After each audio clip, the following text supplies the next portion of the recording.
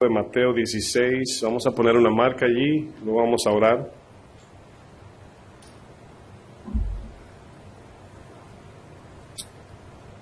Mateo 16, vamos a orarle a nuestro Dios para que nos hable y nos instruya en esta noche. Padre, gracias Señor te damos. Venimos a ti Señor con una actitud Señor de corazón abierto para que siembres tu semilla allí, Señor. Yo te pido, mi buen Dios, que en esta noche, como siempre, Señor, tu palabra sea amplia y generosa en nosotros. Te pido por mis hermanos que han venido, Señor, a recibir tu palabra, Señor, en este discipulado de varones. Estamos, Señor, en tiempos donde los hombres han dejado su lugar, donde el hombre ha dejado el liderazgo, donde el hombre no ha tomado su posición de cabeza de hogar, pero tampoco de líder en esta sociedad en que vivimos hoy, Señor. Por eso queremos que esta palabra, Señor, que compartimos nos transforme a la imagen de Jesús cada vez más. Estamos en tiempos difíciles donde los falsos tuercen tu palabra, Señor. Estamos en tiempos donde hay tanta necesidad y poca provisión, Señor, así como los tiempos de Samuel. Yo te pido por esos hermanos que han venido, Señor, que tú les des fortaleza, Señor, que tú ilumines sus decisiones, Señor, en esta vida, sabiendo que todo pasará, pero tu palabra permanece para siempre. Por eso te presentamos, Señor, esta reunión, para que tu Espíritu Santo sea en todo tiempo trayendo la luz a nuestros corazones. Háblanos, instrúyenos en el nombre de Jesús. Amén. Vamos a comenzar leyendo, estamos en Mateo 16, ¿verdad? El tema de esta noche que voy a compartir, estamos en la serie Imitadores de Cristo.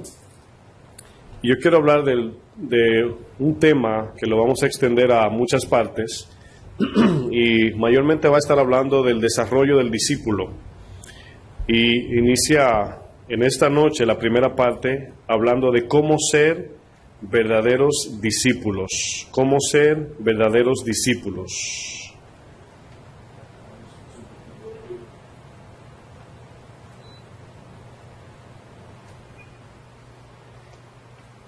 Quiero que comencemos a leer en el verso 24 de Mateo 16.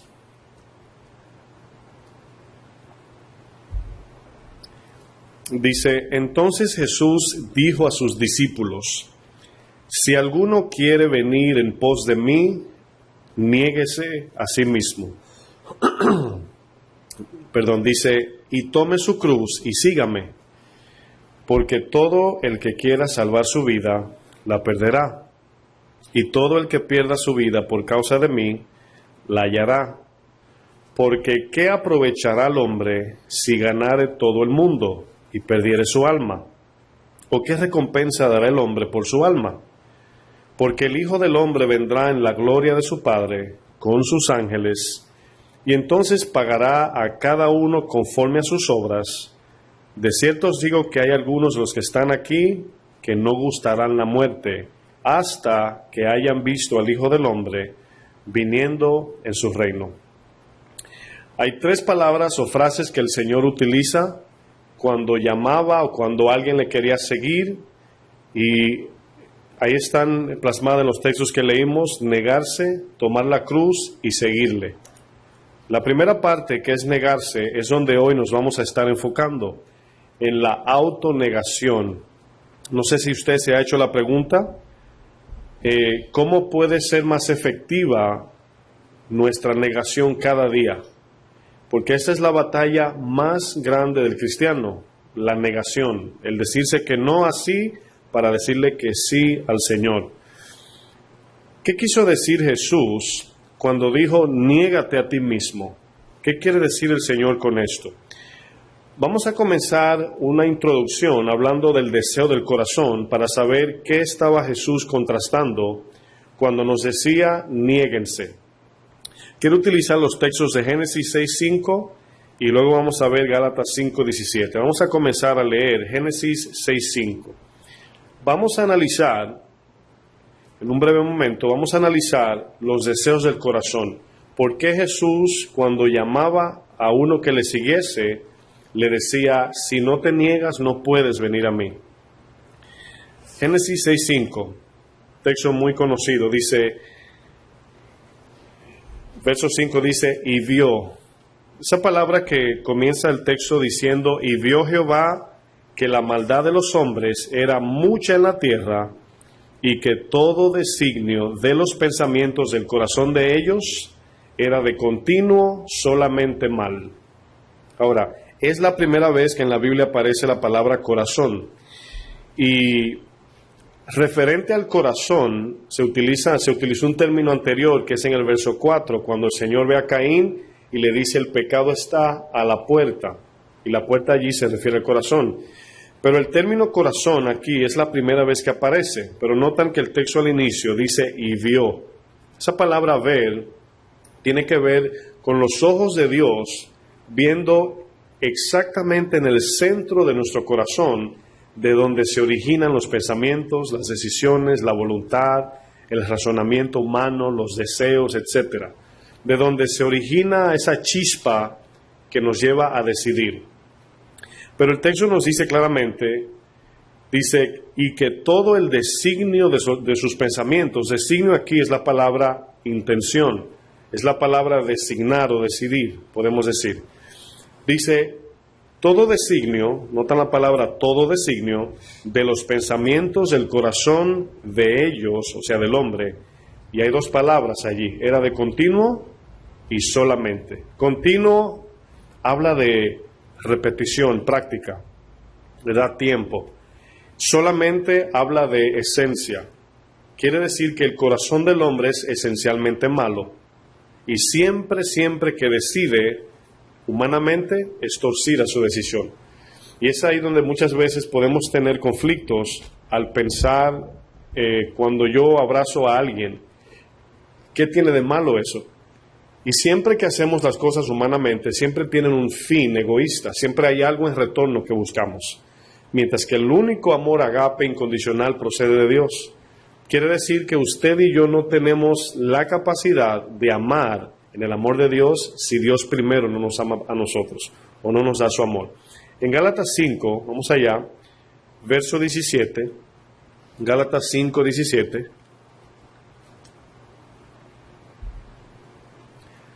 Hoy en día no hay una urgencia de buscar de Dios porque el ser humano no sabe o no conoce su condición, incluyendo mayormente la iglesia de Jesucristo. Si usted sabe que tiene una herida de 2 centímetros en su dedo, con una curita o una banda, usted se tapa, se cura eso en el baño, si hay un botiquín allí de eso ¿verdad?, de primeros auxilios. Pero si usted se hace una herida, ¿verdad?, de 15 pulgadas, usted correría al hospital. Entonces, dependiendo de la condición que tenemos, produce la urgencia, el deseo, la pasión, la necesidad. Entonces, cuando nosotros vemos la profunda maldad que existe en nosotros y las exigencias de Dios, esto debería de hacernos a nosotros correr a Dios y cada día acercarnos más a Él. Bueno, aquí vemos Gálatas 5:17. Gálatas 5:17 dice, porque el deseo, y la palabra deseo está conectada o es familia de designio. Designar significa tomar una decisión, pero deseo tiene que ver con también querer algo basado en una decisión del corazón. Dice, porque el deseo de la carne es contra el espíritu. Ahora, aquí es donde nos hacemos la pregunta, ¿todas las decisiones que nacen en el hombre son contrarias a la voluntad de Dios? Y la respuesta es 100% sí. Son todas contrarias, aunque parezca bonito. Por eso es que, poniendo un ejemplo de las iglesias, plantar una iglesia, dirigir una iglesia, debe todo ser guiado por lo que dice la palabra, porque ese es el espíritu. Pero de repente a mí como pastor me da una buena idea y parece bueno. Si no es originado en su palabra o en Dios, no es bueno, aunque parezca bueno a nuestros ojos. Por eso es que el texto claramente dice, el deseo de la carne es contrario al espíritu. Y luego dice, y el del espíritu es contra la carne. O sea, ninguno se favorecen. Ni el espíritu está de acuerdo con la carne, ni la carne con el espíritu. O sea, al 100% contrario, blanco y negro. Esa es la oposición que debemos entender. Esto nos lleva a entender de que toda decisión debemos de andar en el espíritu por medio de la palabra. No nos podemos acomodar a tomar decisiones porque parecen buenas. Tenemos una tendencia humana de juzgar lo malo y lo bueno basado en el beneficio personal. Pero eso no es exactamente lo que dice la palabra. Lo bueno y lo malo de la Biblia, a veces hacer lo bueno de Dios nos afecta, humanamente hablando. A veces nos afecta. Entonces no debemos usar los sentimientos para saber lo que es bueno y malo, porque la carne es contra el espíritu. Luego dice, y estos se oponen, dice el texto. Se oponen entre sí, y fíjense lo que dice el texto, esa es la parte más importante, para que nosotros no hagamos lo que queremos. Ahora, ¿qué quiere decir la palabra quisierais? Viene del verbo querer, ¿verdad? Querer. ¿Y de dónde viene el querer? Del corazón. Por eso el texto dice, todo lo que es carnal, que procede del corazón caído, es contra Dios. Y luego dice el texto al final, para que no hagáis lo que quisierais. Entonces, ¿qué queremos humanamente hablando? Fama, dinero, mujeres, bebida, drogas, diversión, todo lo que es desenfreno. Eso es lo que quiere la carne. Ahora, si pensamos en una persona moral que no le gusta el desenfreno, ahí es donde está la idolatría, porque entonces vive bajo una justicia que no es aprobada por Dios, y eso es idolatría.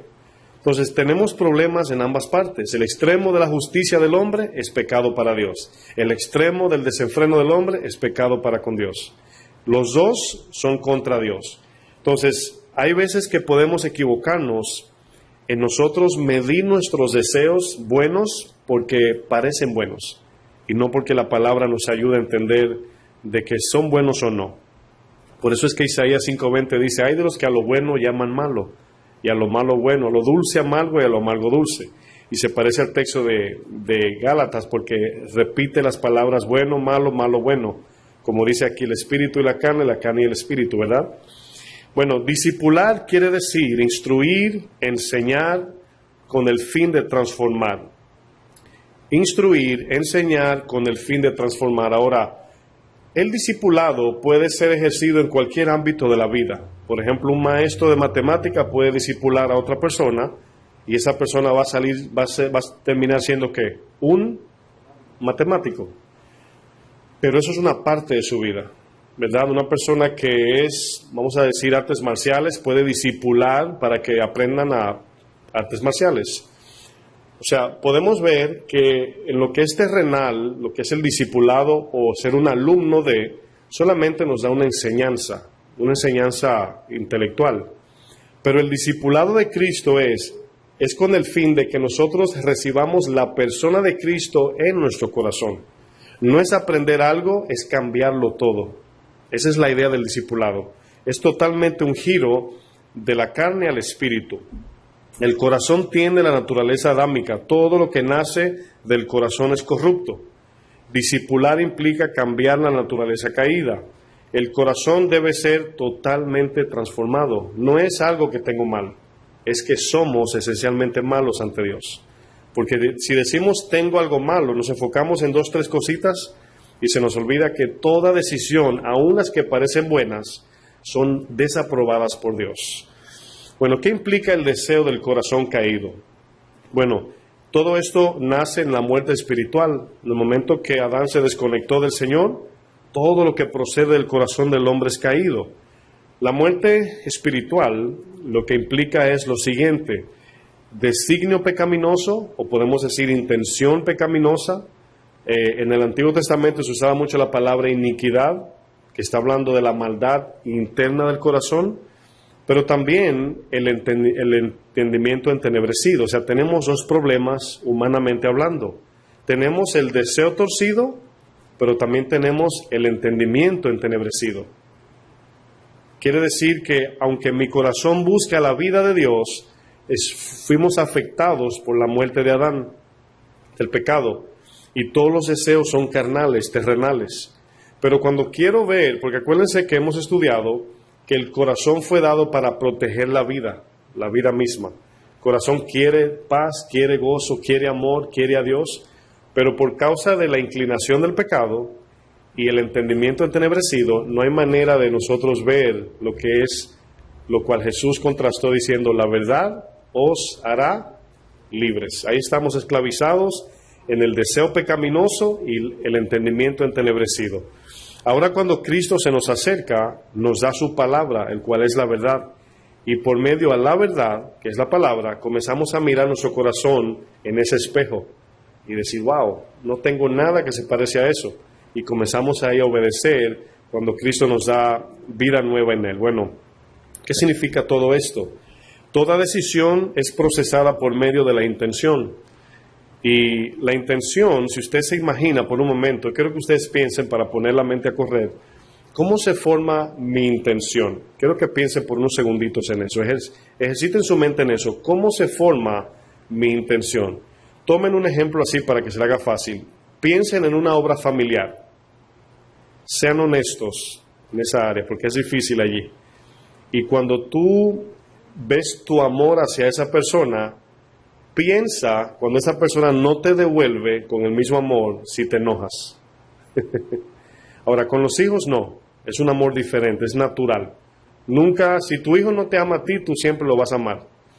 Pero en cuanto a parejas, hermanos, primos, tíos, incluso padres, si cuando tú ves que el único que das eres tú, ¿verdad? Y nadie te llama, no te buscan, y demandas, hay una mala intención en ese amor. ¿Sí lo entienden, verdad? Entonces, el amor de Dios no busca lo suyo, sino que lo da todo. Entonces, ¿de dónde nace la intención de nuestro amor hacia la familia? Y fíjense que es de un origen egoísta. ¿Sí lo entienden, verdad? Ahora, otro ejemplo, vamos a usar la familia contrastada con una persona. Si tu hijo te traiciona, tú no lo abandonas. Es posible que sí, pero no, los niños se portan mal todos los días cuando son niños. Y uno no le exige, si no te portas bien, no te quiero. O sea, nunca van a decir eso como padres. Pero ahí notan que si de verdad el amor que tenemos o la intención es buena, ese amor no debe ser parcial. No debe ser nada más hacia la familia, sino también hacia el prójimo, al vecino, hasta el enemigo, porque es amor. Y el amor nunca deja de ser. Entonces ahí es donde nos damos cuenta que siempre buscamos la ventaja del beneficio personal. Cristo vino para modelar lo que es el amor que lo da todo, no importa que sea familia o no. Por eso es, hermanos, esto suena duro, suena muy duro esto, pero nuestra verdadera familia ahora ni siquiera es la que lleva nuestra sangre y apellido. Esto suena duro porque yo también tengo familia. Jesús le dijo, no hay quien haya dejado familia que yo no le dé 100 veces más.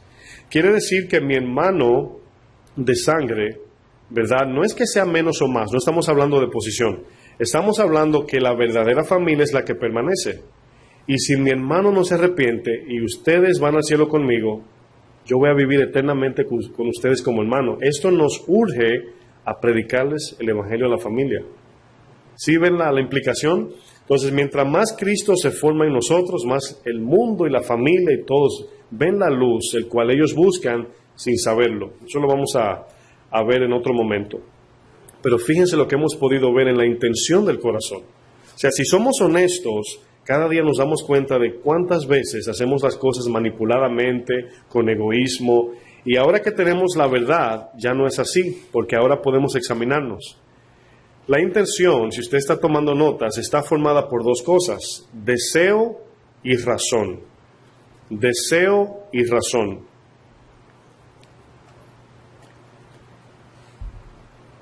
Quiero usar otro ejemplo. Cuando usted dice que desea, no sé, yo uso esos ejemplos porque me gusta el dulce, pero chocolate. Suponiendo que todos nos encanta el chocolate, por ejemplo. Cuando usted dice, wow, tengo un deseo de un chocolate, quiero que usted prácticamente piense qué surgió en ese deseo. Estas dos. Pero practíquelo, o sea, trate de usted analizarlo, deseo y razón. El deseo habla del sentimiento, de lo que ese chocolate hizo en ti el día que lo probaste. Pero razonaste en pensarlo. El nombre está grabado en tu mente, pero la imagen de ese nombre también. Te lo imaginas ya, una foto y su nombre. Ahí está la razón. El amor de Dios cuando vino y nos mostró su amor. Y ahora razonamos en eso y respondemos cuando nos negamos. Que eso es lo que vamos a estar viendo en un momento. Cuando yo decido negarme al mundo para seguir a Dios es porque estoy escogiendo algo mejor. Pero si no le conozco, no puedo ver la diferencia de que Dios es mejor que el mundo.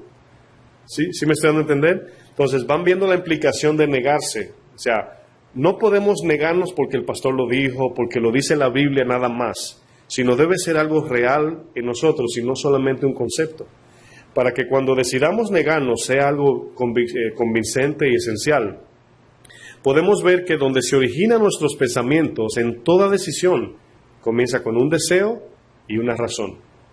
Cuando usted va a trabajar, el levantarse de la cama y todo el proceso de trabajo, ir a trabajar, usted no quiere. Pero hay algo que sobrepasa el deseo de ir a trabajar, que está por encima, es el dinero. Porque del dinero usted paga su renta, es como que sobrevivimos, por así utilizar el ejemplo más básico. Entonces, ir a trabajar no quiero, pero por lo que me da el trabajo debo ir. Ahí hubo no tanto un deseo por el trabajo, sino por lo que da el trabajo. Es lo mismo con el Señor. Cuando decimos me estoy negando al mundo, es porque es mejor. Pero si no entendemos esa mejoría, pensamos que lo mejor es el mundo y no Cristo. Y estamos en la batalla de que Egipto es mejor, por eso tenían un deseo vivo en el desierto, los que salieron de Egipto, porque nunca miraron y confiaron en que Dios era mejor. Aún viendo las maravillas, de antemano podemos ver que los milagros no salvan a nadie, sino la fe. Entonces, ellos tenían un deseo vivo de Egipto. ¿Por qué?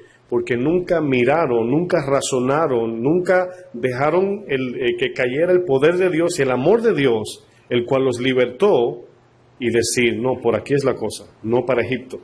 Entonces ahí estamos nosotros en la tierra prometida y Egipto, en esa batalla, porque todavía no creemos esencialmente de que Dios es mejor que todo. Por eso Jesús lo decía, vamos a ver muchos ejemplos. Aquí en toda decisión usamos el deseo y la razón. Pero así como surge el deseo, esta palabra intención significa concepción.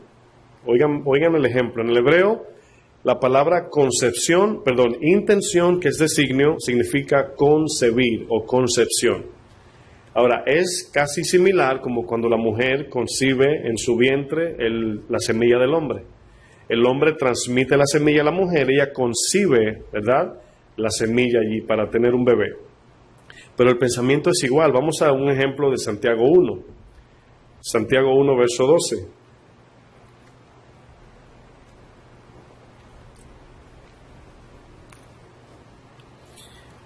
Aquí el ejemplo que Santiago va a utilizar va a ser la tentación.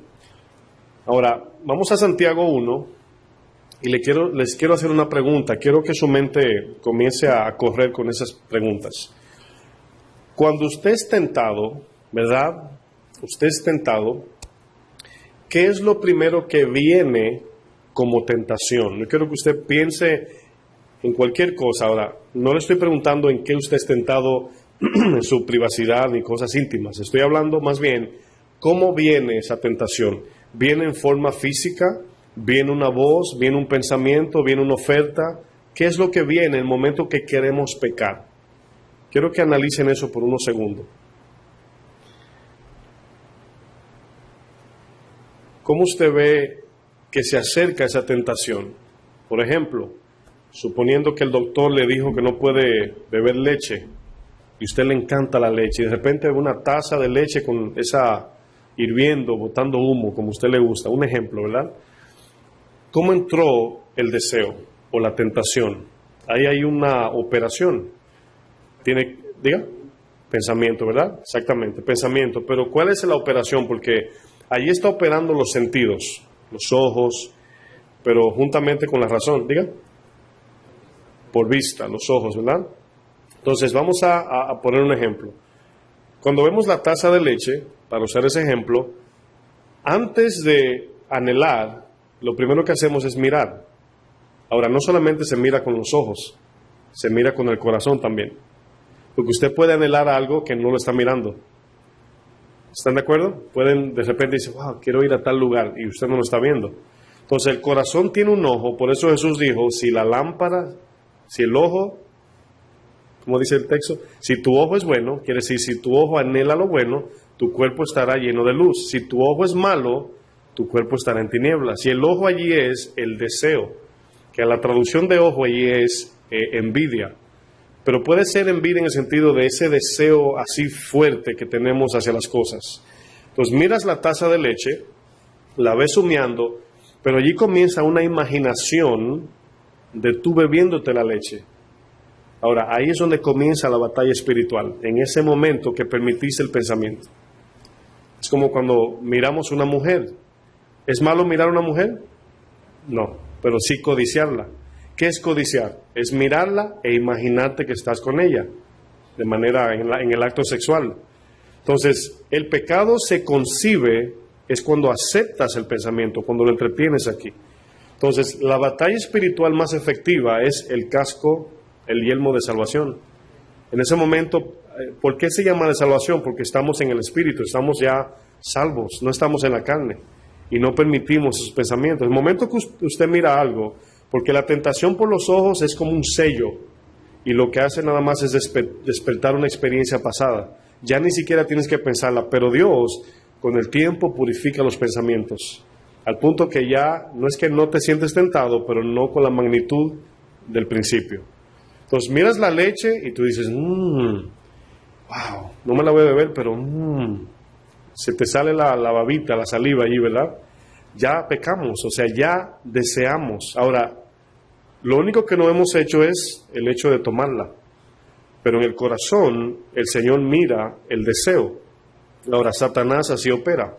Satanás nos bombardea con pensamientos y es aquí donde nosotros se nos va el discernimiento. Hay cosas que pensamos y entretenemos que no tienen el sello de pecado, pero te llevan a un pecado. Ahí es donde Satanás se aprovecha. Y tiene que ver cuando tenemos un amor hacia las cosas de este mundo, que no es pecado, puede ser deporte, comida, comprar, no sé, y Satanás usa eso como un medio de llevarte al pecado. Vamos a ir viendo unos puntos. Mira lo que dice el verso 12. Espero que con ese ejemplo entendamos este texto mejor. Dice, bienaventurado el varón que soporta ¿qué? Ahora pensemos que soporta la tentación. Pensemos en la taza de leche. ¿Cómo soportamos la tentación? No permitiendo la imaginación en nuestra mente. Dice, porque cuando haya resistido la prueba, recibirá la corona de vida que Dios ha prometido a los que le aman. Aquí hay una conexión acerca de la salvación, porque la corona de vida está hablando de la vida eterna. Está diciendo que un cristiano se puede deslizar y salirse del camino por la tentación de este mundo. Y lo vemos, vamos a ver algunos ejemplos más adelante.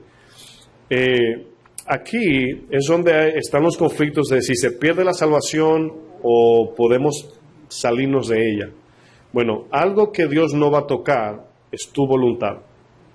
Cuando Dios dice, el Señor dijo, el que quiere seguirme tiene que hacer esto. Pero él apela ¿a qué? A la voluntad, al que quiere. Él no dice, tienes que seguirme porque te escogí desde la fundación del mundo y vámonos, no. Él apela a nuestra voluntad. Decidimos nosotros. Ahí es donde está la batalla, decidir. Porque decidir no es decir quiero servir a Dios. Decidir es sirvo a Dios. Esa es la diferencia. Entonces aquí dice, si soportamos la tentación, recibiremos la corona. O sea, todavía no estamos coronados con la salvación eterna. Fuimos salvados a la vida espiritual para que caminemos hasta allá. Pero si no alimentamos y nutrimos nuestras vidas con lo espiritual, podemos ir poniendo peso en la carne al punto de un día viene una prueba y decidimos salirnos del camino. Como muchos dicen, un tiempo me aparté del Señor. Gloria a Dios si volvió, si le pasó a alguno aquí, pero es peligroso. Verso 13. Cuando alguno es tentado, ahora aquí tentación tiene dos partes. Quiero que noten esto porque nos va a enseñar muchos principios. La tentación tiene dos partes. Tiene número uno, el amor y la oferta. El amor y la oferta. Usted nunca será tentado con lo que no ama. Nunca. Imposible. ¿Verdad? Es como la tentación de las mujeres hacia los hombres. Si le pasa a una mujer de 99 años, ¿verdad? que parecería una pasita de Navidad por el lado, usted no se siente movido por eso, ¿verdad que no? Porque eso no lo mueve. Entonces, usted nunca va a ser tentado en esas cosas, pero si pasa una joven mal vestida, como la vemos hoy, ahí sí viene ¿cómo se llama? El síndrome del cuello, ¿verdad? El problema viene, la tentación. Pero dice el texto que si soportamos, luego dice el 13, cuando alguno es tentado, no diga que es tentado de parte de Dios. Ahora, aquí esto tiene varias implicaciones. Es cuando decimos, ay Señor, ¿por qué tú permites que esto, verdad, me pase a mí? No. El mundo es el mundo, pero el amor es otra cosa. Por eso es que la tentación tiene dos partes. Si amamos a Cristo, eso no tiene ningún poder en nosotros. Pero si todavía batallamos, que todos batallamos con muchas cosas, eso tiene cierta, vamos a decir, atracción, como si fuera un imán. Ahora, en un imán, el imán es como el corazón. El imán nunca deja de atraer. Pero hay cosas que se ponen entre el imán y el hierro que hace que el imán pierda fuerzas. ¿Saben cómo se llama el que está en el medio? Cristo. Si Cristo está delante de nosotros, esas cosas no tendrán atracción. El problema es que andamos con Cristo atrás y no adelante. Y cuando viene la prueba, no lo ponemos, Señor, líbrame aquí. Y ahí es donde el imán va perdiendo. Mientras más de Cristo, más separación, menos atracción. Pero debemos de crecer en ese amor hacia Él. Eso es lo que nos va a hacer parecernos a Él. Usted y yo, hermanos, se lo digo seriamente, no tenemos la fuerza de decirle que no a lo que la carne quiere. Es Cristo en el medio que nos da el poder para debilitar ese imán y tenga menos atracción. Ahora, estoy usando ejemplos de cada día. Aquí viene la centralidad de la enseñanza es negarnos para seguirle a Él. Dice, porque Dios no puede ser tentado por el mal. O sea, cuando Dios permite una prueba, lo que Dios está haciendo es, del mal que ya existe, Dios no te detiene a que llegue a tu vida para ver si de verdad le amas a Él o todavía amas eso. Pero Satanás lo trae con el sentido de que pequemos. Dice, ni Él tienta a nadie, 14, sino que, y ahí hay dos palabras, sino que cada uno. Ahora, ¿notan aquí la individualidad? Cada uno, cada quien, cada persona de manera individual. Cada uno es tentado cuando de su propia concupiscencia. Ahora, es aquí donde Satanás no es culpable cuando nosotros pecamos. Como decimos, ¿verdad? Diablo mentiroso. Sino que Satanás sí es el tentador y tendrá su parte en el lago de fuego. Satanás no va a reinar en el infierno, sino que va a sufrir también. Muchos creen que Satanás es el rey del infierno, ¿verdad? Dice el texto, cuando de su propio deseo inicuo natural de Adán, les atraen esas cosas. Ahora, es aquí, hermanos, donde Dios nos pregunta si le amamos. Si todavía amamos estas cosas del mundo. Dice, es atraído y seducido. Atraído habla de acercarnos, seducido habla de que el deseo del corazón con lo que estamos viendo, comenzamos a entretenerlo en la mente. Eso es seducción. La serpiente sedujo a Eva. Ella se acercó al árbol. Parece que se veía muy bonito el fruto.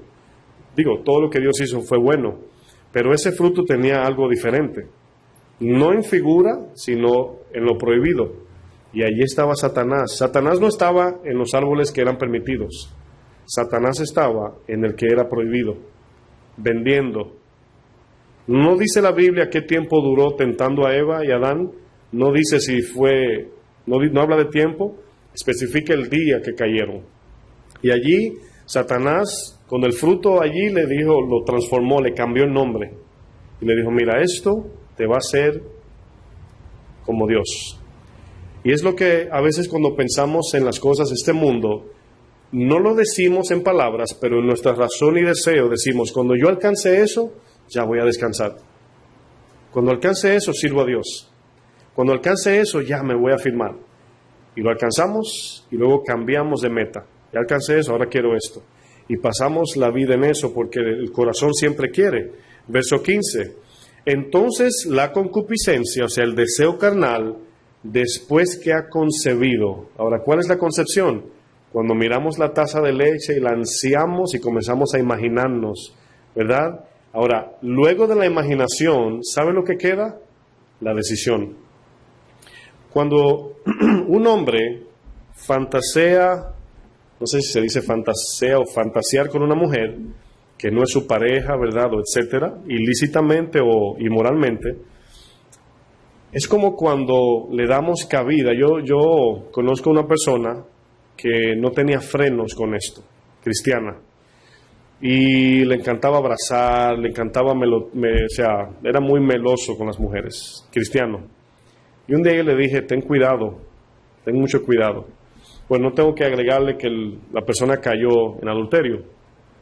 Pero cuando alguien cae en adulterio, el cual ninguno está exento aquí a no caer, por eso enseñamos la palabra para no llegar a esos límites, no tiene que ver con algo momentáneo e instantáneo, tiene que ver con un tiempo de entretención.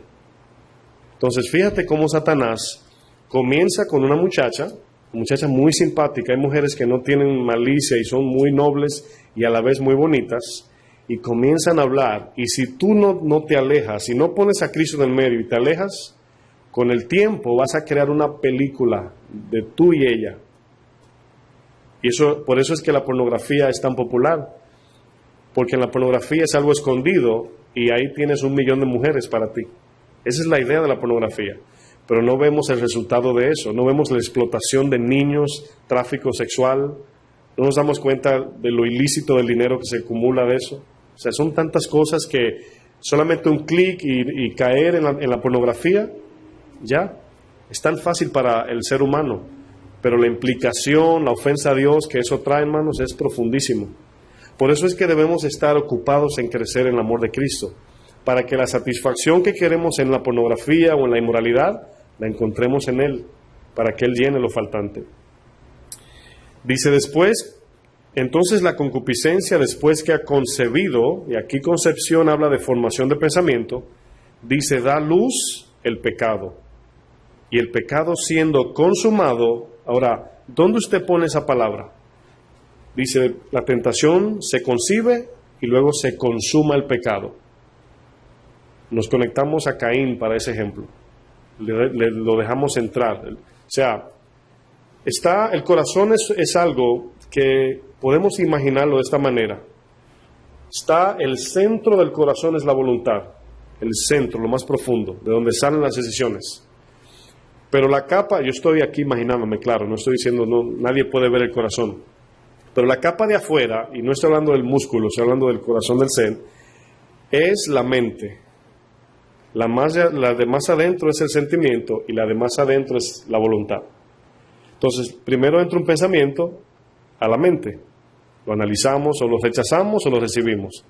Si lo seguimos entreteniendo, va a bajar el sentimiento y va a ser casi algo real en nuestra mente. Y luego viene la parte donde le abres la puerta como Caín y entra la voluntad.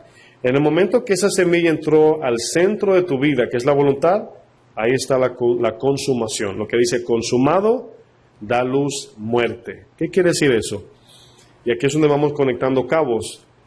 Que el mundo nos inyecta pensamientos por medio de tantas cosas. Lo pensamos, lo sentimos, lo anhelamos, y cuando decidimos obrar, la obra sale muerta. Y es aquí donde vemos obras muertas ante Dios. Pero cuando dejamos que la palabra entre a la mente, traspasando el sentimiento, le damos cabida a la voluntad. Porque obedecer no es cuestión de sentir, es simplemente de entender. Por eso Jesús dijo, la verdad, luego que la sientan bien, los hace libres. No dice eso. La verdad te hace libre. Hay que traspasar el sentimiento del alma, porque la palabra no es almática, es espiritual. Entonces aquí podemos comenzar a entender más cosas. Cuando lees la Biblia y te habla tu vida, debe de bajar exactamente al centro de tu corazón. Y allí es cuando tú dices, voy a obedecer eso. Ahí es donde le damos entrada.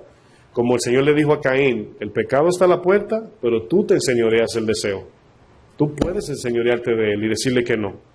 ¿Qué hizo Caín? Permitió que entrara hasta el centro, mató a su hermano. Un pensamiento, un celo, llegó hasta la muerte.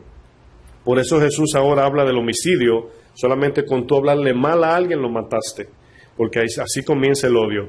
Verso 16 dice, amados hermanos míos, no erréis. ¿Por qué dice no erréis? ¿Saben por qué? Porque la obra de Dios tiene un fruto. Fíjense lo que dice. Toda buena dádiva, y aquí es el contraste, la buena dádiva es el contraste de la tentación. La tentación viene del mundo, de Satanás, de la carne, pero la buena dádiva ¿de quién viene? De Dios. Entonces, si viene la tentación, produce muerte, pero dice el 17, toda buena dádiva, todo buen pensamiento bíblico, por así ponerlo, y todo don perfecto desciende de lo alto, del Padre de las luces. O sea, aquí está especificando que en Dios no hay tinieblas, no hay muerte, sino vida, en el cual no hay mudanza, o sea, Dios no cambia, ni sombra de variación. Quiero que vayamos al capítulo 3 para ver unos ejemplos un poco más amplio. Todavía estamos en la introducción y es posible que tengamos una segunda parte de este tema. Santiago 3:14. Vamos ahora a analizar el origen de los pensamientos, dónde se originan. Ahora, quiero preguntarles algo, si me miran por un momento para tener contacto visual. ¿Los pensamientos inician en nosotros o vienen de afuera? Piense por un momento. ¿Los pensamientos que tenemos vienen de afuera o se originan en nosotros? Puede originar afuera, pero pueden ser, ¿cómo digo? Se originan lento, pero pueden ser el producto de afuera. Sí, tiene sentido. Sí. Porque, por ejemplo, cuando usted estuvo hablando de la taza de leche, anteriormente, como un minuto antes de eso, yo me leí cuando usted dijo eso, porque a mí me dio deseado tomar café. Por eso yo no estoy nada, eso me salió de adentro. Pero puede ser que yo vea una taza de café y yo digo, ¿El café primero lo conociste o lo anhelaste? Entonces quiere decir que vienen de afuera, ¿verdad? Lo que tú estás diciendo tiene sentido, porque tú estás diciendo, son las dos, porque ahí son las dos, el pensamiento y el deseo, son los dos. Pero el pensamiento siempre vendrá de afuera. El deseo viene de aquí y se une con el pensamiento, eso fue lo que leímos en Santiago. Dice, cuando viene la tentación, son dos partes, el deseo y el pensamiento. ¿Sí lo entiende? Porque, lo voy a poner así por si le confunde un poco. No podemos anhelar lo que no entendemos o lo que no conocemos, nunca. Nunca anhelaríamos algo de adentro sin primero verlo. ¿Están de acuerdo? O sea, díganme algo que usted un día anheló que nunca lo ha conocido. Es imposible. Sí. Exacto. La que ella quería. O sea, ella vio la oferta y nació en ella el deseo de obedecer eso. Exacto, muy buen ejemplo. Entonces ahí vemos que todo pensamiento viene, concluimos, de afuera. Ahora, Santiago nos ayuda a entender eso. No es el tema, pero otro ejemplo parecido. Nuestra identidad, por ejemplo, sea del mundo, o sea, seamos creyentes o no, viene de afuera o de adentro, que es un ejemplo similar. ¿Quiénes somos? Dice Giovanni, de adentro. También viene de afuera.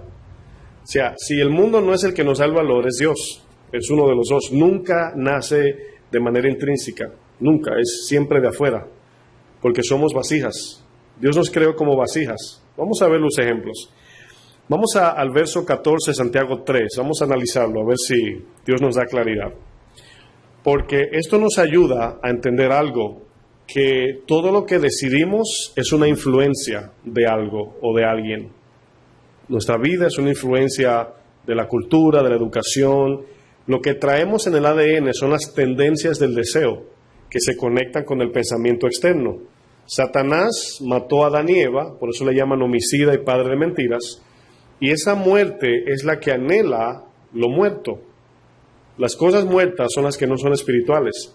Aunque usted se coma una buena manzana, pertenece a lo terrenal es caído, es la palabra fuera de Dios. Miren lo que dice el 14.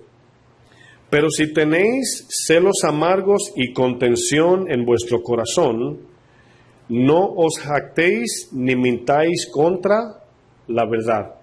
Ahora, fíjense cómo comienza el texto. El texto comienza haciendo un análisis de lo que tenemos en el corazón, de lo que produce el corazón caído. Fíjense lo que dice. Ahora, estos celos y esta contención van a ver de dónde se originan. Lo vamos a ver más adelante. Pero la idea del texto, por ejemplo, la palabra celos significa egoísmo y rivalidad. Celar a alguien es odiarlo. Esa es la idea. Contención significa ambición y enemistad. En otras palabras, si tenéis egoísmo y rivalidad, ambición y enemistad en vuestro corazón, dice el texto, no mientan diciendo que esto es de Dios. Ahora, el texto, si ustedes miran arriba, está hablando de la lengua jactanciosa. Ese es el capítulo. Entonces, cuando aquí Santiago está diciendo, no mientas contra la verdad, quiere decir, una cosa es la que dices, pero otra es la que opera aquí. Tienes celos, eres envidioso, eres amargo, eres quejón, etcétera. Entonces, ahí es donde decimos, espérate, eso que hice no fue de Dios. Lo que venimos estudiando, el deseo del corazón y la intención. ¿Me están captando hasta ahí? Fíjense lo que dice el 15. Porque esta sabiduría no es la que desciende de lo alto. Ahora van notando que esos celos y esa contención se produjo desde afuera hacia adentro. Algo entró en nuestra mente que produjo eso, sumándole la caída de Adán, la inclinación del corazón. Acuérdense que el corazón torcido no es que produce pecado, es simplemente incapaz de agradar a Dios y de entender a Dios. Esa es la muerte. La muerte del creyente, del no creyente, no tiene que ver con que es malo de manera que produce el mal, sino que como el corazón está torcido, solamente le agradan tres cosas que lo vamos a ver aquí. Dice, esta sabiduría no es la que desciende de lo alto, sino es que terrenal, animal, diabólica. Quiero mirar la palabra sabiduría. La palabra sabiduría es la misma que pensamiento, razonamiento. Podemos decir, este pensamiento no es de Dios. O esta manera de razonar no nace en Dios. ¿Dónde nace? En lo terrenal, animal, diabólico. Ahora, ¿notaron que las tres están fuera de nosotros? O sea, fue un pensamiento que vino, una corriente, y produjo en nosotros, pero por la falta de la vida de Dios, es natural en el hombre, la gente del mundo, hacer esto. Es natural. Todo el mundo opera de manera terrenal, animal y diabólica. Fíjense lo que dice el texto luego. O vamos a traducir esas palabras, disculpen. La palabra terrenal habla de lo visible y material. Por eso es que es tan difícil creer en Dios cuando no estamos viendo lo que Él está haciendo. Porque la muerte espiritual produjo ceguera espiritual. Estamos creciendo en esa fe.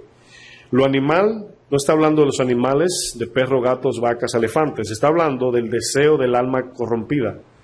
El deseo animal es el deseo natural del alma. Y luego lo diabólico es el pensamiento que procede de Satanás. Ahora, si usted resume todo este mal nace en el padre de mentira. En él nace todo ese pensamiento, esa corriente, lo terrenal y lo pasajero. Y el texto más adelante dice, 16, porque donde hay celos y contención, allí hay perturbación y toda obra perversa. Toda obra perversa. Entonces, ¿podemos amar de celos? ¿Podemos tener contención al hacer una buena obra? Podemos hacer cosas buenas, hermanos, teniendo un fin interno maligno. Es increíble.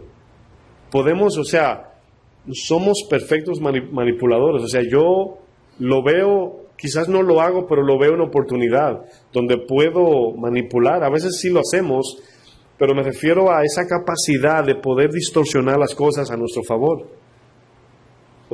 Le pongo un ejemplo simple. Estamos a punto de mudarnos y cada día va un contratista nuevo, una compañía que es el aire acondicionado. ¿Usted cree que me hace falta deseo de decirle que esta obra es para Dios? ¿Cómo se llama eso? Es manipulación. Ellos no son cristianos.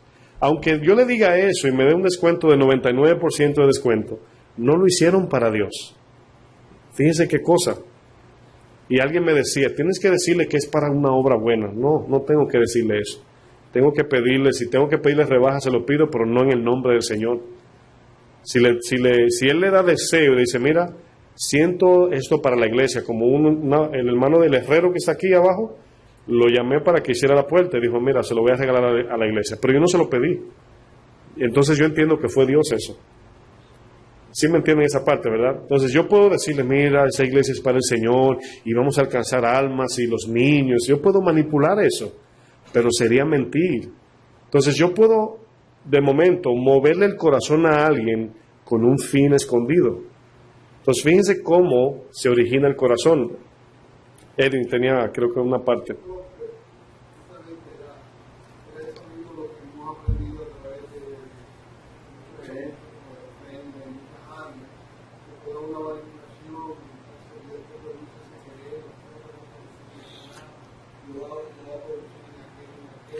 Incluso es un buen punto, porque incluso cuando se exhorta, por ejemplo, la ofrenda, de momento uno dice, verdad, hay un proyecto, nos vamos a mudar.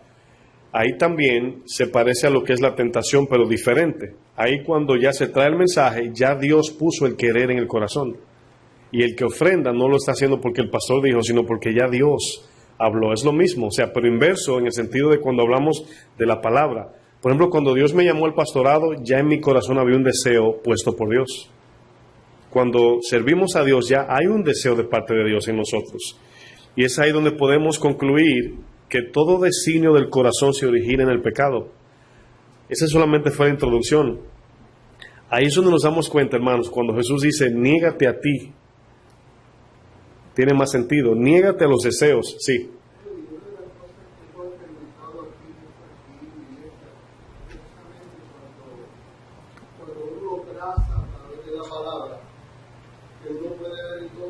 La bendición que uno puede ver cuando verdaderamente es Dios, pues también cuando uno manipula o cuando uno cree de una manera, vamos a decir, que sale de uno por hacerlo o porque uno lo hace de otra forma y no con una genuina intención. Exacto. La bendición de Dios, que Dios también dice en la palabra que cuando es de Dios, pues la intención, la bendición de Dios se refleja de la manera que Dios le habla. No de otra manera. Lo que pasa es que Dios en aquel día va a probar lo que nació en Él y vino a nuestro corazón y lo devolvimos en obediencia. Es así. Todo lo que Dios considera una buena obra, porque Él se lleva la gloria. Dice, ¿se acuerdan de Juan 6? Dice, Señor, le dice Jesús o Maestro, ¿qué debemos hacer para poner en práctica las obras de Dios? Y Jesús le dice que creáis. Y creer allí, la fe, está hablando del nuevo nacimiento, de la dependencia del Espíritu Santo, andar en el Espíritu. Entonces quiere decir que cuando yo, suponiendo que hagamos una obra generosa a los pobres, al final, si tenemos buen entendimiento, glorificamos a Dios diciendo, wow, Señor, tú pusiste ese deseo puro en mí. Me diste la fuerza, me diste, si es dinero, comida, lo que sea, tú lo supliste. Y al final del día, la gloria se le queda a Él. Pero pasó por nosotros y disfrutamos de esa bendición. Porque si podemos decir, como suele personas decir, ¿verdad? Ay, no, yo soy una gente que a mí siempre me ha gustado dar. ¿Qué está diciendo de verdad? Yo soy bueno. No, mi papá desde pequeño me enseñó a ser así. ¿Qué está diciendo? Que es bueno. Yo siempre le doy a los pobres. Yo no puedo ver una gente con hambre. ¿Qué está diciendo? Merezco gloria. Al final del día eso es todo.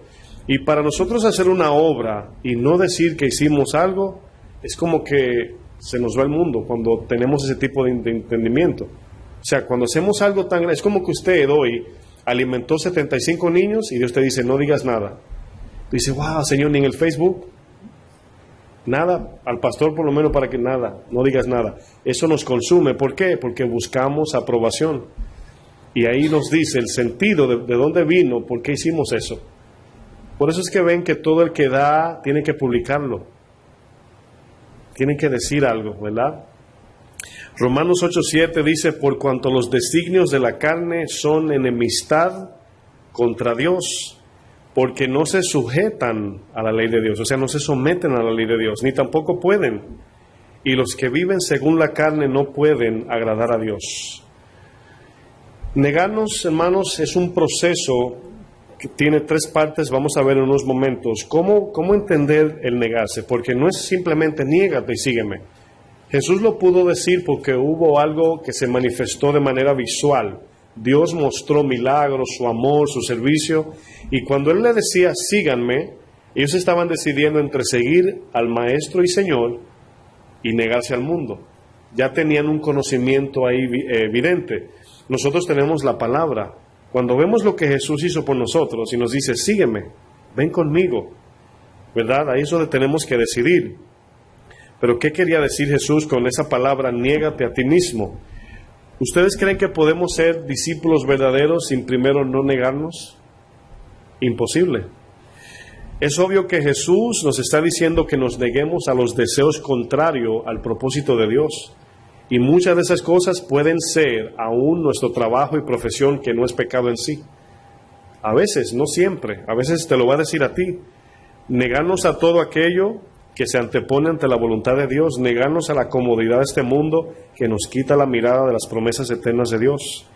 Implica negar nuestra voluntad y someternos a Dios. Miren, yo hablaba con un hermano que llegó temprano, estábamos ahí hablando un poco de la palabra y eso.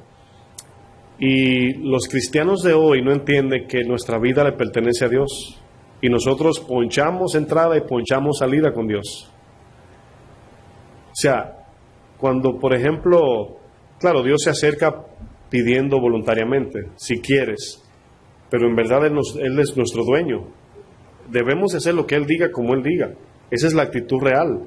Y a veces cuando por ejemplo, lo que es el servicio, lo que sea, ¿verdad? Es como que estamos suplicándole a la gente, mira, por favor. Claro, ese es el medio honesto, pero pensando nosotros de manera individual, es como que, Señor, déjame pensarlo. Y el Señor te mira y te dice, yo te compré con mi sangre, tú me perteneces a mí. Pero aún así Dios nos permite a nosotros escoger.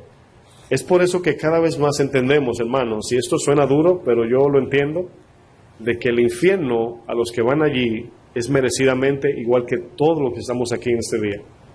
Eso es lo que en sí merecemos. Y no estoy diciendo que debemos de ir allá, no. Estoy diciendo eso es lo único que merecemos. Y Dios nos dio vida. Entonces, cuando nos toca decir, me voy a negar al mundo, ¿qué me da el mundo? ¿Qué me da Dios? Ahí está la parte.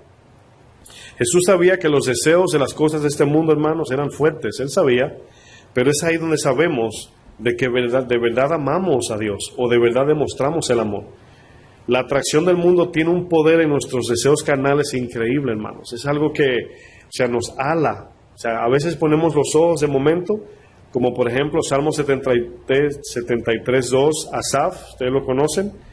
Dice el verso 2, en cuanto a mí, casi se deslizaron mis pies, un hombre de Dios. Dice, por poco resbalaron mis pasos, porque tuve envidia de los arrogantes, viendo la prosperidad de los impíos. Es cuando usted, al decidir negarse, sufre, hermanos, persecución, dolor, por querer agradar a Dios, la gente le ofende y usted debe de quedarse callado, mientras que en el mundo la gente te tira basura, te escupe, te insulta, y tú dices, wow, Señor, ¿por qué? Pero luego el salmista dice que volviendo a la presencia de Dios entendió, si nos alejamos de Dios no entenderemos el negarnos. El momento que nos salimos de Dios, nuestro corazón comienza a anhelar las cosas de este mundo. ¿Se acuerdan de Demas, que trabajó con Pablo? Dice el verso 2 Timoteo 4:9, Pablo le dice a Timoteo, procura venir pronto a verme, porque Demas me ha desamparado amando este mundo. Después que estaba en el ministerio sirviendo con Pablo, qué privilegio, volvió al mundo. En Juan 2:15, ahí sí quiero que me acompañen.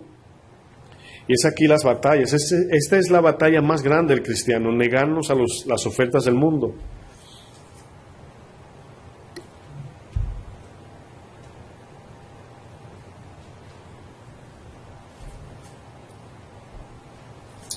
Primera de Juan 2:15. Aquí vamos a ver el ejemplo del amor al mundo, lo que el Señor dice. 2:15, Primera de Juan.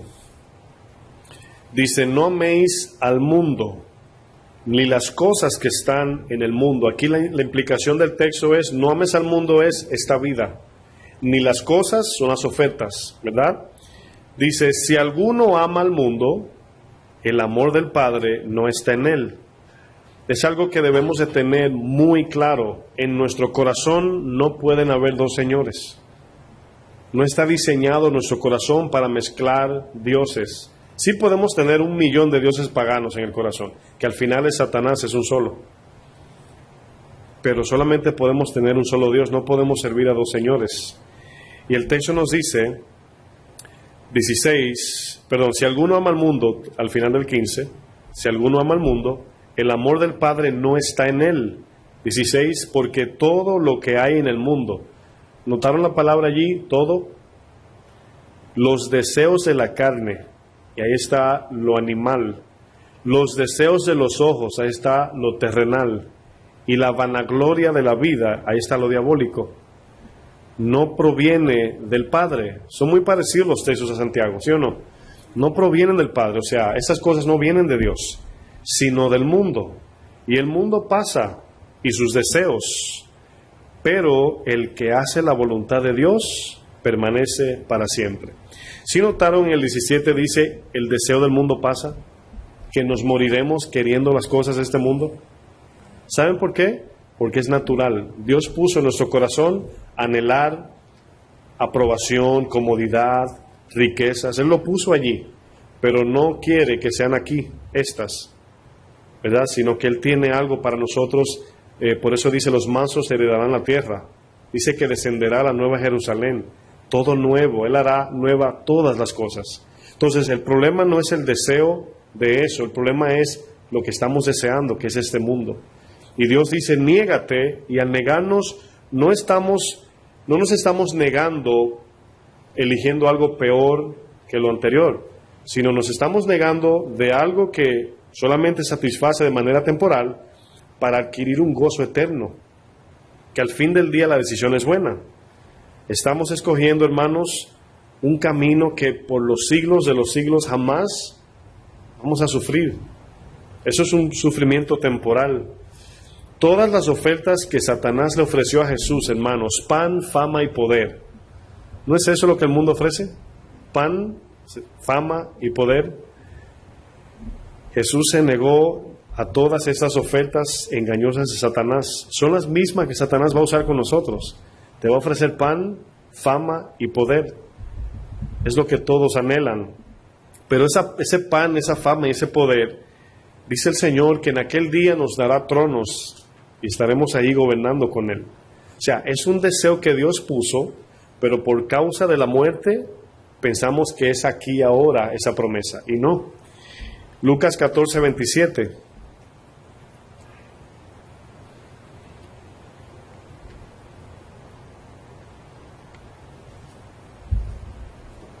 Lucas 14, 27. Quiero que me ayuden con el 26 porque no lo anoté. Alguien que tenga voz, que todos escuchen. ¿El 26 qué dice?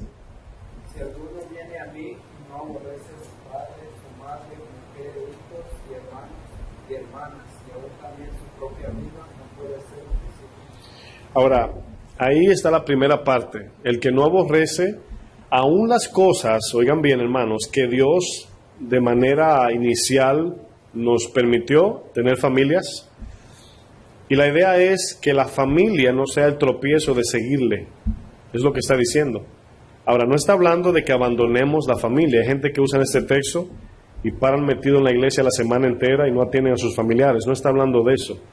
Está hablando que Jesús dijo, yo no he venido a traer paz, sino espada. Hay veces que queriendo encender la luz de Cristo, nuestros familiares nos van a perseguir. Y tenemos que no congraciarnos con ellos, sino seguir amando a Dios aunque ellos nos maltraten. Esa es la idea, ponerlos en segundo término. Miren, el que pone su familia primero que Dios no ama a su familia. El que pone su familia primero que Dios no ama a su familia. Porque ¿de dónde saca el amor? El 27 dice, y el que no lleva su cruz y viene en pos de mí, no puede ser mi discípulo. Y esta palabra aquí me llama mucho la atención, que Jesús dice, no puede ser. Esa es la pregunta de muchos de nosotros. Decimos, wow, yo quiero afirmarme con el Señor, pero wow, qué lucha. La lucha es esa. Poner a un lado este mundo, incluyendo los familiares, en el sentido que lo explicamos, y seguir a Cristo. Desde aquí vemos la imposibilidad de ser discípulos si no nos negamos. Es el primer paso de poder entrar a la universidad de Jesús. Son los requisitos que Él pide. Niégate, o sea, hay universidades de alta categoría, ¿verdad? Muy populares y caras, que a veces dan becas, pero hay requisitos. Y también el que paga necesita tener ciertos requisitos. Y si no tenemos los requisitos, no nos dejan entrar. Como veía yo, Chile es un país, ¿verdad?, muy organizado. Y yo veo unos videos en YouTube de los aeropuertos, cómo la gente pasa droga y quiere pasar pasaportes falsificados, etcétera. Y de allí devolvieron a Mike Tyson, porque tenía récord criminal en su pasado y no pudo entrar porque le apareció en el sistema y dijo, no, perdón, no puedes venir aquí. Qué bonito sería así, ¿verdad?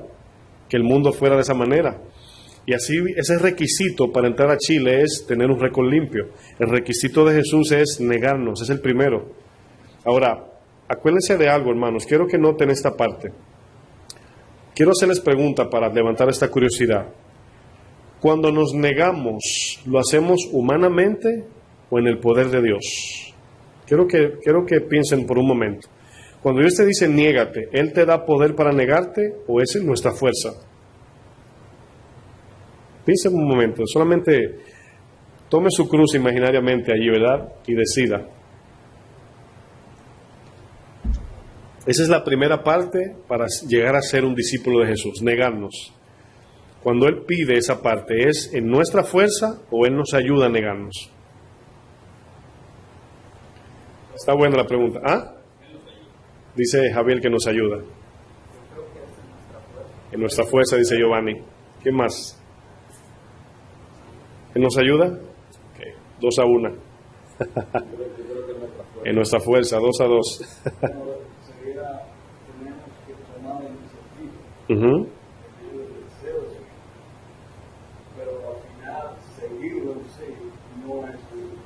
Exacto. Entonces, la pregunta, porque ya seguirlo es luego de negarnos, ¿verdad? Nos negamos para seguirle. Exacto. Que se origina en nosotros. Ok. Entonces, eso es una pregunta que puede ser de ambas partes. Los dos pueden tener razón. Explico. Cuando yo me casé con mi esposa, ¿verdad? Yo me negué a todas las mujeres. En el mundo, claro, no digo todas porque no es como que puedo tener a todas, pero a las que sobraron, ¿verdad? Pero, ¿cuál fue mi fuerza de yo decirle que no a todas ellas y decirle que sea mi esposa? Allí hay un vínculo, el amor. Pero no tenemos el amor de Dios en la negación. Por eso digo que son las dos. No tenemos el amor de Dios porque sería ya en la ayuda de Dios negarnos y sería influenciado por Él.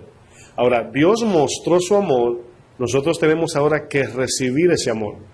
Pero si tenemos amor con este mundo, no podemos recibir el amor de Dios. Entonces, el primer paso de negación, en el momento es como decir, yo lo veo como cuando Josué pisó el mar que se abrió. Cuando decides, en ese momento, Dios te llena y, como decía Néctor, puedes seguirle en su fuerza. Entonces, la decisión es nosotros, totalmente 100% nosotros. Dios no influye allí. Dios te mostró, como cuando yo vi a mi esposa, yo dije, esa es la que quiero. Pero su comportamiento, su persona, me atrajo a mí. Pero ella no me obligó. ¿Sí lo entienden? Dios dice, Él que quiere. Ahora, ese querer está influenciado por el mundo y lo que Cristo mostró. Su amor, sus milagros, la sanidad. Y Él lo hizo con el fin de que lo quieran a Él, no lo que Él daba. Entonces, cuando decimos, me niego para seguirlo a Él, ¿se acuerdan del centurión? Que solamente escuchó de Jesús, no lo conocía, y fue allá y se postró y le dijo, mi Señor. Fue el primero que le dijo mi Señor, ni era judío. ¿Qué quiere decir eso, mi Señor? Quiere decir que el Señor, el César, estaba por debajo de Jesús. Él trabajaba para el César, pero su Señor era Jesús. Entonces, en ese momento, cuando tú ves el amor de Dios, hay dos decisiones. Yo pude haber buscado otra mujer, ¿verdad?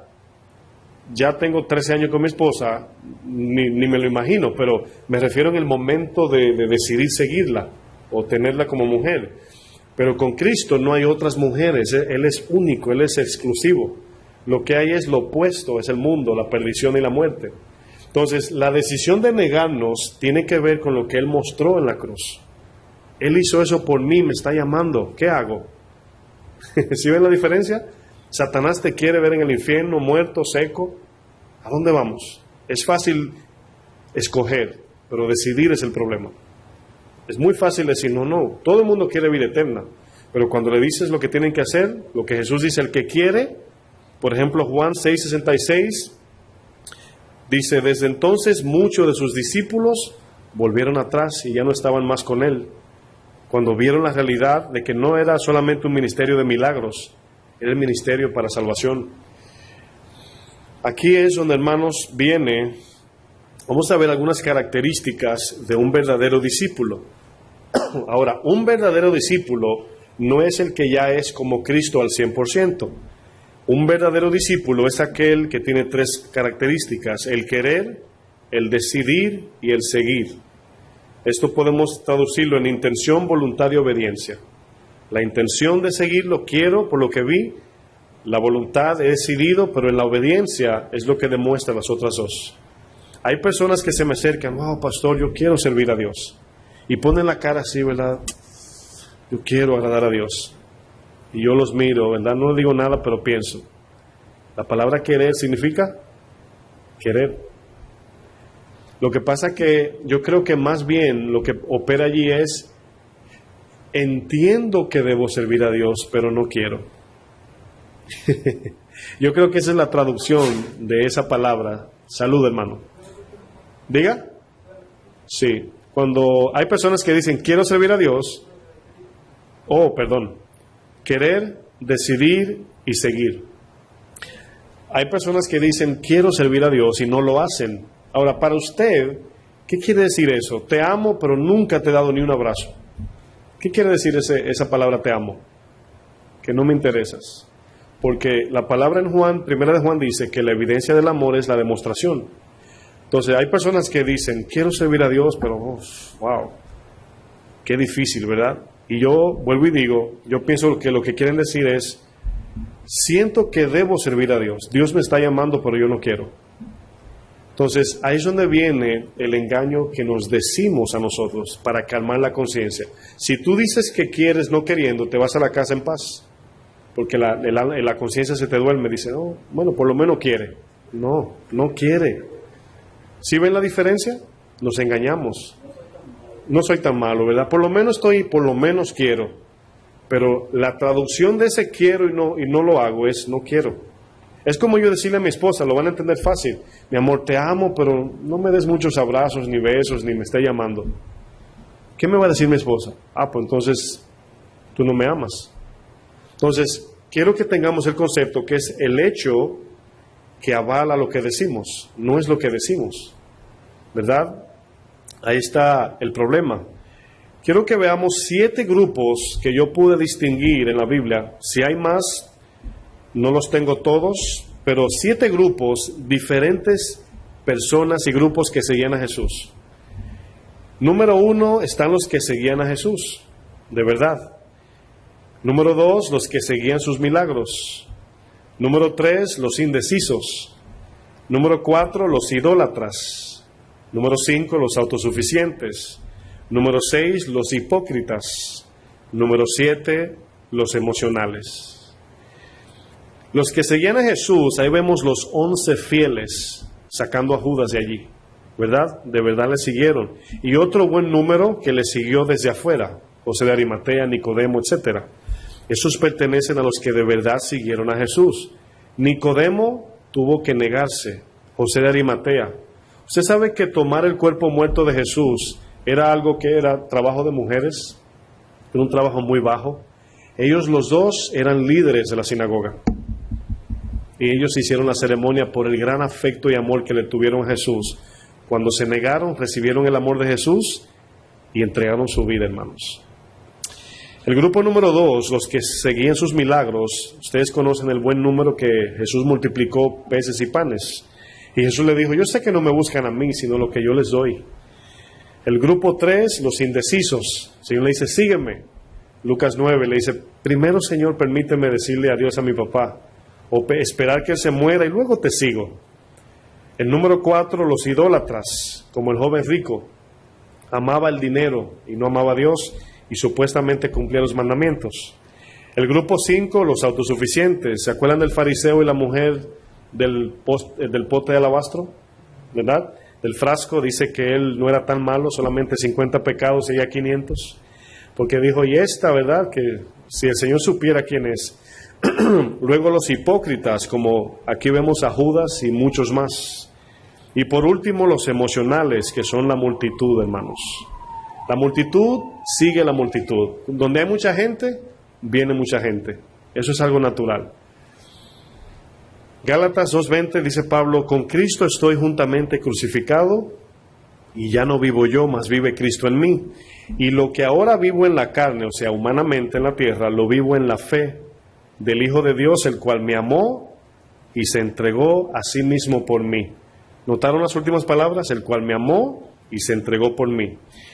Vamos al texto que iniciamos leyendo de Mateo 16, pero vamos a leer un poco el contexto.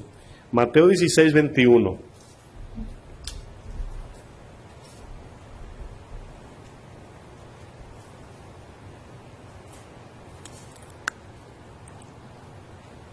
Ahora quiero que noten que los discípulos, a pesar de que siguieron a Jesús, esto nos ayuda a entender de que no debemos de ser perfectos para seguirle, más bien decididos a seguirles con toda imperfección.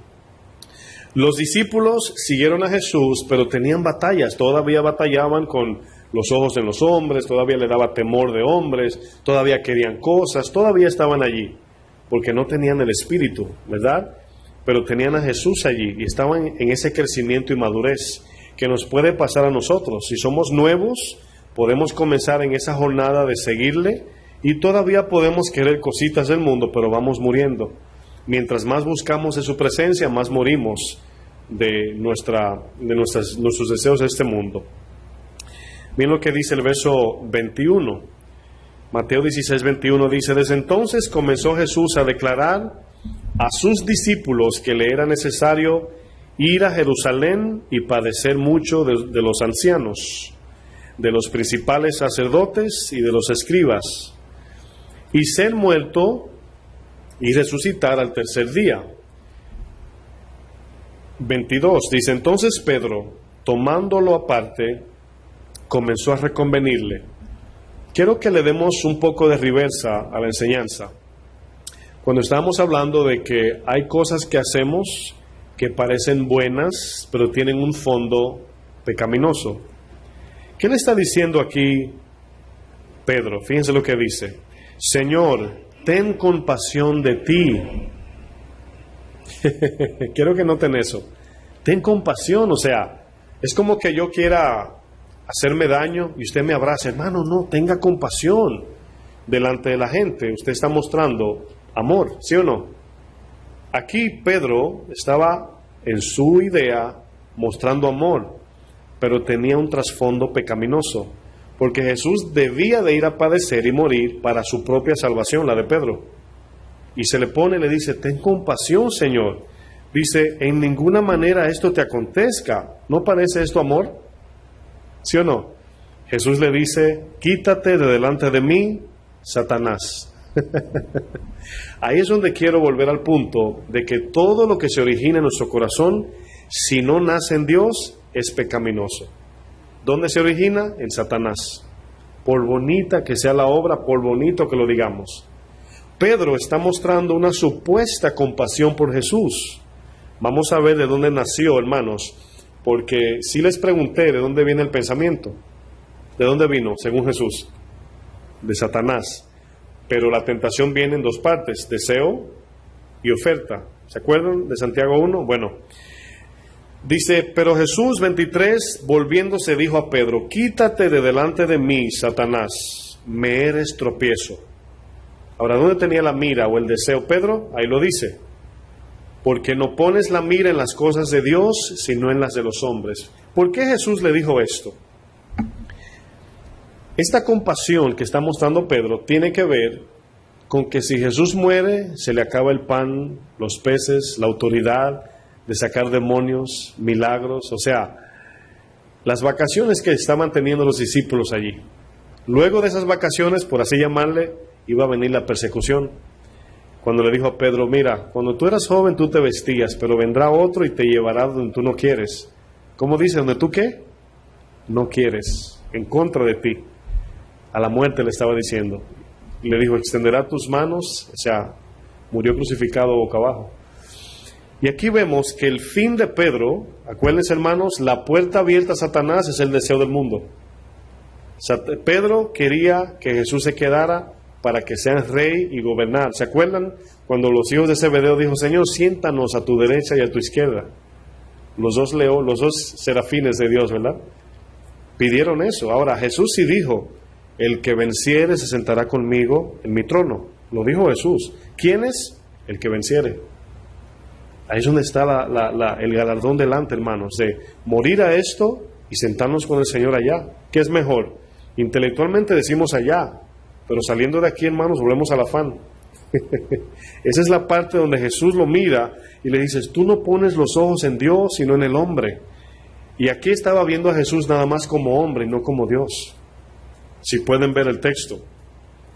24 dijo, entonces Jesús dijo a sus discípulos, si alguno quiere venir en pos de mí, niéguese a sí mismo.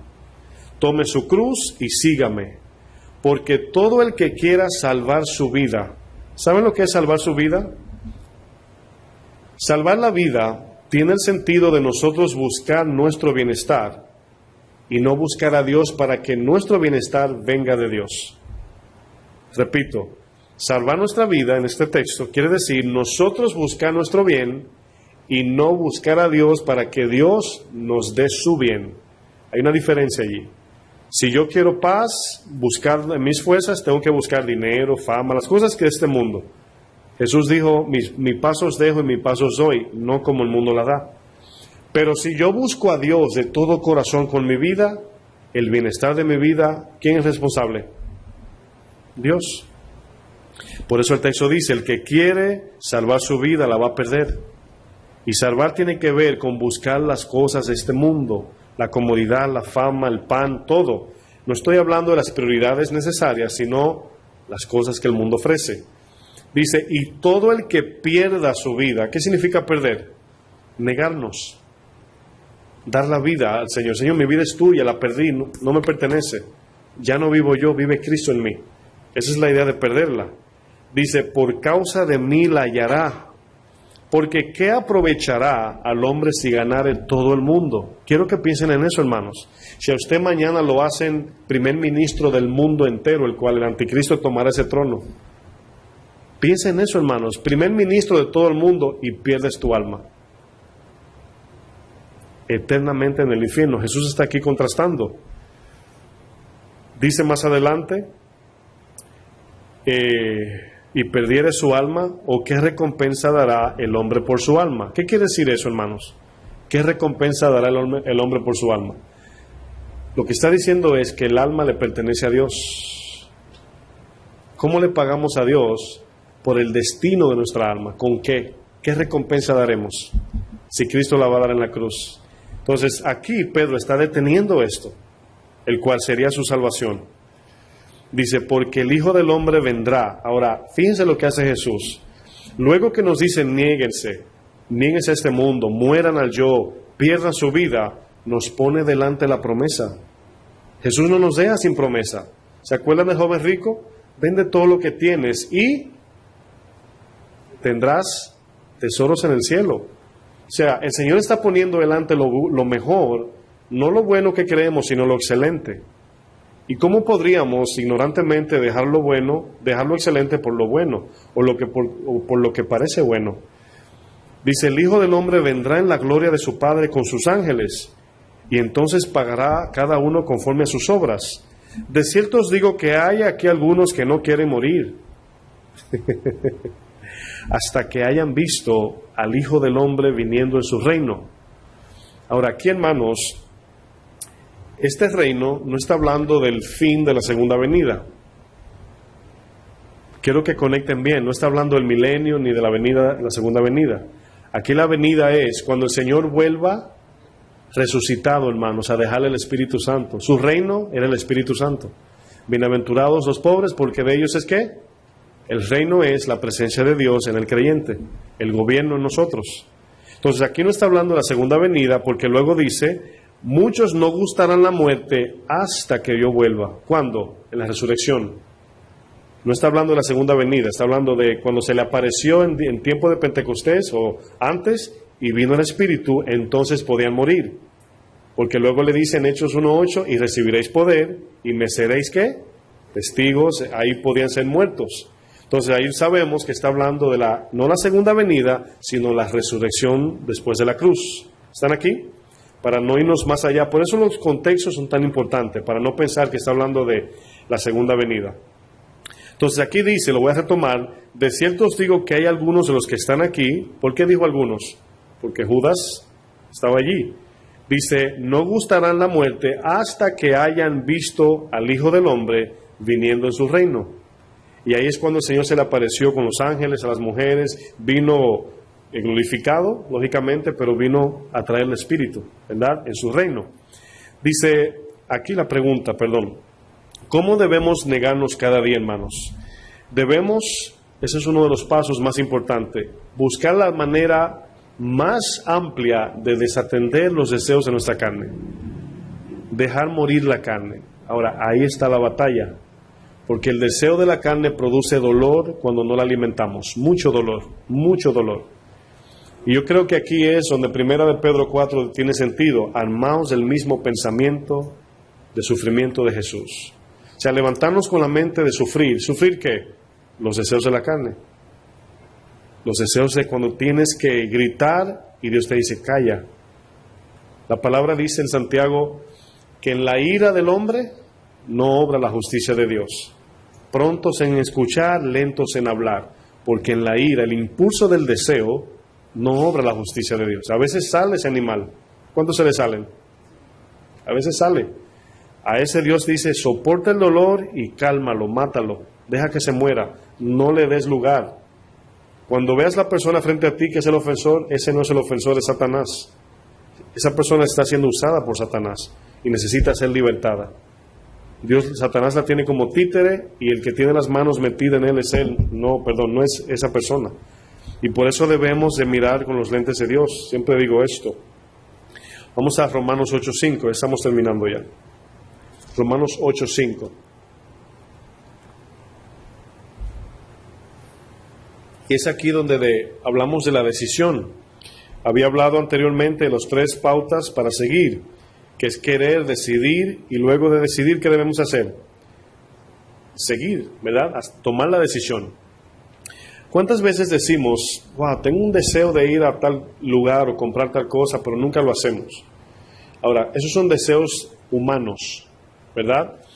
Pero cuando se trata de seguir a Dios, servir a Dios, hermanos, ese deseo, cuando yo digo, yo quiero seguir a Dios con todo, el deseo está correcto, pero también debemos de tener el entendimiento de que es un proceso de negación. Usted no se niega del todo 100% en un día. Es cada día cargando nuestra cruz. ¿Por qué dice cada día, como Lucas? Sígueme y tomando cada día tu cruz, es porque cada día hay deseos. Mientras estemos vivos, tendremos deseos. Usted se puede apartar de Dios el último segundo de morirse, antes. Por eso es que hay que crecer en esa fortaleza. Romanos 8:5 dice, porque los que son de la carne piensan en las cosas de la carne. Esta palabra a mí siempre me llama la atención, la palabra ser, son. Esta palabra está conectada a nuestra voluntad. Quiero que la lean de esta manera. Los que han decidido vivir en la carne piensan en las cosas de la carne. Esa es la idea. Los que son de la carne, aquí le está hablando a cristianos, si lo pueden notar, los que son de la carne, o sea, los que están decididos a seguir viviendo en la carne. Aunque diga de palabras, quiero seguir a Dios, pero quiere seguir en la carne. Dice, piensan en las cosas de la carne. Quiero que noten la otra palabra, piensan. ¿Se acuerdan de la taza de leche? ¿Qué pasa si piensan mucho en eso? Le va a dar deseo de beber leche caliente, ¿verdad? Bueno, aquí dice, los que son voluntad, piensan, ocupación. Incluso van a ver más adelante la palabra ocuparse. Pero quiero que asimilen esas palabras bien, los que son de la carne. Hemos decidido seguir a Cristo, todos los que estamos aquí. Pero hay personas que han sido salvadas que no han decidido darle su vida a Cristo. Fuimos salvados, pero todavía no le seguimos. Porque, ¿cuántos entienden que seguir a Cristo no es venir a la iglesia? Eso no tiene nada que ver. Es parte de aprender la palabra, pero eso no es seguir a Cristo. Los que son de la carne piensan en las cosas de la carne. Carne aquí son los dos extremos de pecado, de desenfreno, pero también de los deseos de esta vida. Luego dice, pero los que son del Espíritu, en las cosas del Espíritu. Y luego habla de porque el ocuparse, y la palabra ocupar es intención. Ocuparse de la carne es muerte, pero el ocuparse del Espíritu, ¿qué es? Vida y paz. Quiero que bajen al verso 13.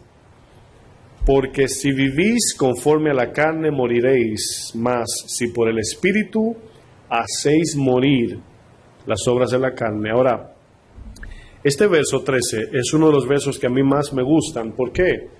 Porque me da un entendimiento muy amplio acerca de cómo matar la carne. Y me está enseñando qué es cuando estoy ocupado en las cosas del Espíritu. Esa es la idea. Alimentando el Espíritu se muere la carne. Oración, su palabra, obediencia, congregarnos, adorar a Dios, obedecer a Dios, todo eso. Lo que es el culto racional de Romanos 12. Pero aquí vemos, dice, más sí por el Espíritu. Y aquí es donde Néctor conectó, cuando preguntamos, cuando nos negamos, creo que Javier también, ¿es con la ayuda de Dios o es en nuestras fuerzas? Bueno, primero dice los que son, y son tiene que ver con la voluntad. Debemos decidir ser de Dios. Si soy de Dios, no pertenezco a la carne ni al mundo. Pero luego viene el texto de la fuerza, del poder, o la potencia de Dios para hacer morir lo terrenal. ¿Cuál es? Por el Espíritu hacemos morir las obras de la carne. ¿Cómo es eso? Ocupados con Dios, en todo el sentido, en todo el día, todo momento, crecer en esa ocupación en Él. Nuestra mente siempre debe ser de Cristo. Todo lo que pensemos, todo lo que hagamos, todo lo que anhelemos, todo lo que permitamos en la mente debe ser de Cristo. Preguntamos otra vez, ¿cómo negarnos?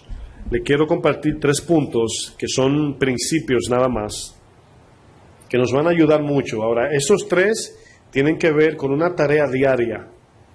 Si usted practica esto diario, usted va a notar un crecimiento muy tremendo en su vida. Número 1 es conocerlo a Él. Ahora, el no creyente no puede conocer a Dios si Dios primero no se manifiesta, pero el creyente sí. Tenemos el Espíritu y la palabra.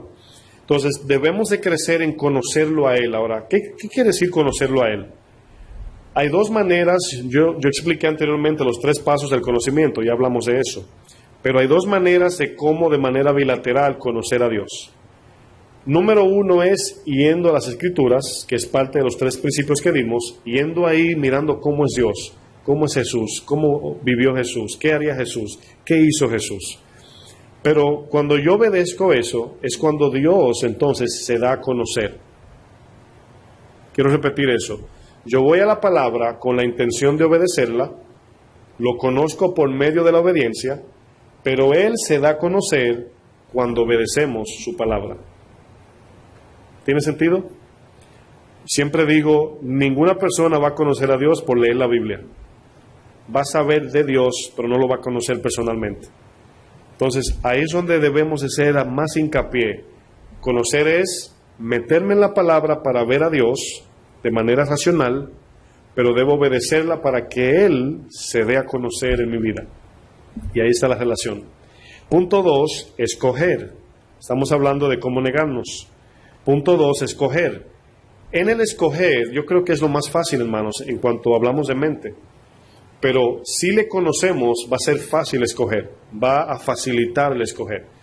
Porque ahí es donde vemos, wow, el Señor me ofrece vida eterna, Él es Dios, creador, me compró, me ama, me cuida, me sustenta, me busca, me quiere. ¿Cuántas cosas podemos decir de ese lado?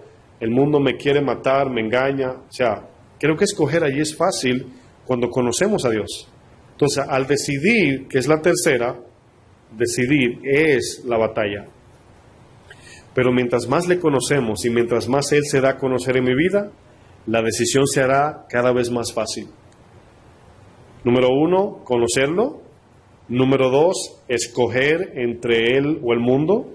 Y número 3, decidir.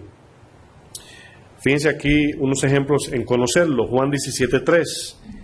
Ya para ir rápido lo voy a leer de pronto. Dice, y esta es la vida eterna, que te conozcan a ti, el único Dios verdadero, y a Jesucristo, a quien has enviado.